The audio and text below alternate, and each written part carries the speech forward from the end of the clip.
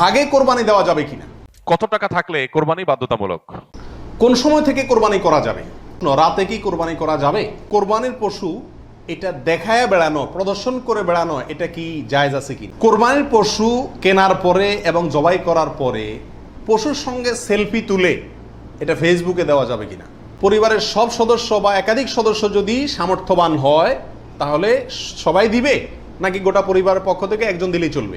জবের সময় যাদের পক্ষ থেকে কোরবানি করা হচ্ছে তাদের নামের তালিকা পাঠ করা আবশ্যক কিনা, গোশত কয় ভাগ করতে হবে, 3 ভাগ করা আবশ্যক কিনা, কোরবানি কয়টা করতে হয়, ঋণ করে কোরবানি করা যাবে কিনা, এর কোরবানির গোশত ভাগিদারদের মাঝে যদি অনুমান করে বন্টন করা হয় সেটি উচিত হবে কিনা, কয়দিন পর্যন্ত কোরবানি করা যায়। চলুন তাহলে আর বিলম্ব না করি, ইতিমধ্যে যে সমস্ত প্রশ্ন আমাদের কাছে এসে পৌঁছেছে সেগুলোর উত্তর দেওয়ার পালে আমরা প্রবেশ করি। কোন সময় থেকে কোরবানি করা যাবে? উত্তর হলো, ঈদের নামাজ যখন পড়া হবে, যেই এলাকাতে গরুটা জবাই হবে ওই এলাকাতে যখন ঈদের নামাজ শেষ হবে, ঈদের নামাজ শেষ হওয়ার পরপরে কি করা যাবে, কোরবানি করা যাবে। আরেক এলাকাতে ঈদের নামাজ শেষ হয়েছে, সেজন্য আপনার এলাকাতে আপনি কি করবেন না, কোরবানি করবেন না। আপনার এই পশু যারা কোরবানি করবে তারা ঈদের নামাজ পড়ার পরপরে কি করতে পারবেন, কোরবানি করতে পারবেন। রাতে কি কোরবানি করা যাবে? এই প্রশ্নের উত্তর হলো, রাতে কোরবানি করাকে ওলামা একরাম মাকরুহ বা অপছন্দনীয় বলেছেন। তার কারণ হলো, কোরবানি একটা আল্লাহর গুরুত্বপূর্ণ বিধান। এখানে পশুর রগ নির্দিষ্ট সংখ্যায় নির্দিষ্ট রগগুলো কাটা যেতে হবে। রাতে করলে অন্ধকারে সেগুলো কম বেশ হয়ে যেতে পারে, এই আশঙ্কায় দিনের বেলায় করা উত্তম এবং রাতের বেলায় মাকরুহ বলেছেন। তবে যদি পর্যাপ্ত আলোর ব্যবস্থা থাকে এবং এরকম কোনো ভুল হওয়ার আশঙ্কা না থাকে তাহলে রাতেও কোরবানি করা যাবে। কোরবানির পশু এটা দেখায় বেড়ানো, প্রদর্শন করে বেড়ানো, এটা কি জায়েজ আছে কিনা? আজকাল কোরবানির পশু কেনার পরে মহল্লাতে, গ্রামে, পাড়াতে, আশেপাশে একটা চক্কর মোটামুটি দেয় না? দেয় না? শুধু দেয় না, আপনার ওইটার গলায় একটা মালা লাগায়, হ্যাঁ, পারে না একটা সাইনবোর্ড লাগায় দেয় কার এটা সেটা, এবং তারপরে ওই গরুকে নিয়ে পুরো এলাকাতে ঘুরায়। এরপর বলে যে এটা কার গরু, বলে অমুকের গরু। এরকম একটা প্রথা মোটামুটি অঘোষিতভাবে চালু আছে না নাই? এরকম প্রদর্শন করে বেড়ানো এটা কি সঠিক? এর উত্তর হলো না। এই প্রদর্শনটা সাধারণত হয়ে থাকে জাহির করার জন্য, সবাইকে দেখানোর জন্য।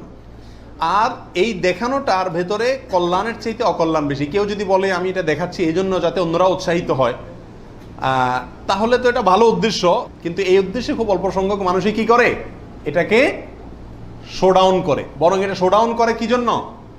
সবাই জিজ্ঞেস করবে, ভাই এটার দাম কত হয়েছে, কার গরু, মাশাআল্লাহ, জিতছে, হাসছে, এইসব যোগ বিয়োগ করবে। ঠিক না? ঠিক।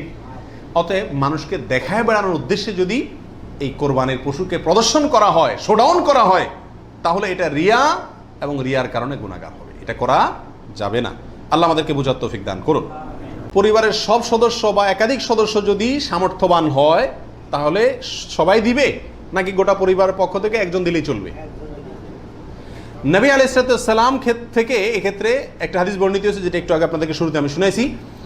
মুসনাদ আহমদে বর্ণিত হয়েছে এবং আরও অনেক হাদিসের কিতাবে কাছাকাছি হাদিস বর্ণিত হয়েছে। নবী আলাইহিস সালাম বলেছেন যে প্রত্যেক পরিবারের উপরে একটি কোরবানি জরুরি। প্রত্যেক পরিবারের উপরে উযহিয়াতুন, একটি কোরবানি জরুরি। আলা কুল্লি আহলি বাইতিন, এই ধরনের শব্দ তিনি ব্যবহার করেছেন, প্রত্যেক পরিবারের উপরে। এই হাদিস থেকে বোঝা যায় কোরবানি এটা এক পরিবারে একাধিক সদস্য যদি হয় সামর্থ্যবান, তথাপি যিনি মূল কর্তা তিনি দিলেন তাহলে সবার পক্ষ থেকে হয়ে যাবে। এর বিপরীতে ওলামা ইকরামের আরেকটি মত আছে, যেটা ইমাম আবু হানিফা রাহিমাহুল্লাহর মত। সেটা হলো, কোরবানি পরিবারের একাধিক সদস্য যদি সবাই যদি সামর্থ্যবান হয় তাহলে প্রত্যেকের পক্ষ থেকে দিতে হবে।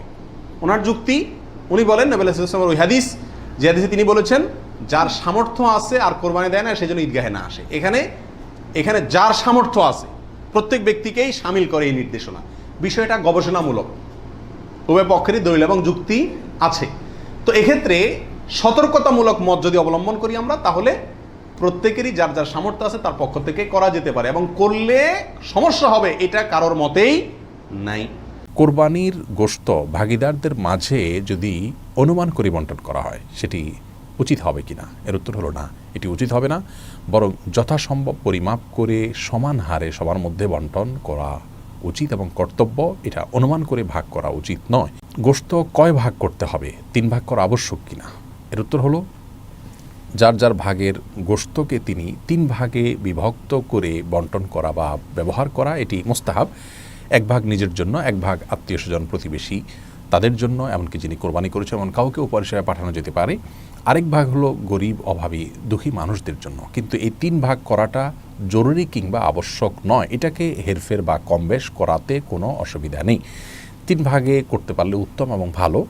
আপনি চাইলে গরিবকে একটু বাড়িয়ে দিলেন কিংবা প্রতিবেশীদের জন্য একটু বেশি রাখলেন কিংবা আপনি নিজের জন্য একটু বেশি রাখলেন, তাতে কোরবানির কোনো অসুবিধা হবে না। ঋণ করে কোরবানি করা যাবে কিনা, এর সরল উত্তর হলো ঋণ করে কোরবানি করা যাবে যদি আপনি পরবর্তী ঋণ পরিশোধের ব্যবস্থা থাকে, আপনি সেই জায়গা থেকে ঋণ পরিশোধ করে দিবেন, এরকম আশা যদি থাকে আপনি অবশ্যই ঋণ করে কোরবানি করতে পারবেন। তবে ঋণ করে কোরবানি করা কারোর জন্য আবশ্যক নয়। আপনি যদি অভাবী হন, ঋণ করে কোরবানি আপনার জন্য করা উচিত হবে না যদি ঋণ পরিশোধের আপাত দৃষ্টিতে আপনার কাছে কোনো ব্যবস্থা না থাকে এবং যার কাছে ঋণ করছেন তাকে যদি আপনি ঘোরাতে হয় সে আশঙ্কা থাকে, তাহলে ঋণ করে কোরবানি না করাই উচিত। তবে যদি দেওয়ার ব্যবস্থা থাকে, জোরালো আশা থাকে, তাহলে আপনি ঋণ করে কোরবানি করতে পারবেন। কয়দিন পর্যন্ত কোরবানি করা যায়? কোরবানির সময়সীমা কতদিন? এর উত্তর হলো এক্ষেত্রে ওলামা একরামের 2টি মত আছে। অনেক ওলামা একরামের মতে কোরবানি করা যায় ঈদের দিন, জিলহজের 10 তারিখ, আর 11 এবং 12 এই 3 দিন।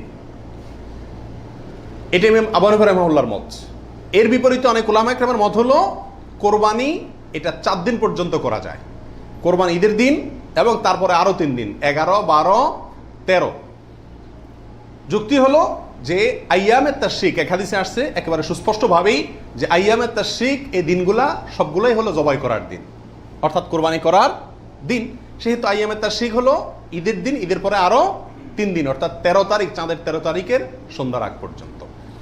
এ হলো কোরবানির দিন। তবে কোরবানি প্রথম দিন ঈদের নামাজের পরপরই করা বেশি উত্তম, এতে কোনো সন্দেহ বা ইখতিলাফ কারোর নাই। এবারে সারা দুনিয়ার উলামা ইকরাম একমত। কারণ নবী আলাইহিস সালাম ঈদের দিন ঈদের নামাজের পরপরই সাধারণত কি করতেন? কোরবানি করতেন। দ্বিতীয় তৃতীয় দিনে তিনি নিতেন না। অতএব একেবারে শুরুতেই করে ফেলা হলো সবচেয়ে উত্তম এবং বেস্ট। এবারে কারোর কোনো দ্বিমত নাই। কত টাকা থাকলে কোরবানি বাধ্যতামূলক? কোরবানি আসলে অনেক ইমামদের মতে ওয়াজিব, সেটা বাধ্যতামূলকই বলা যায়।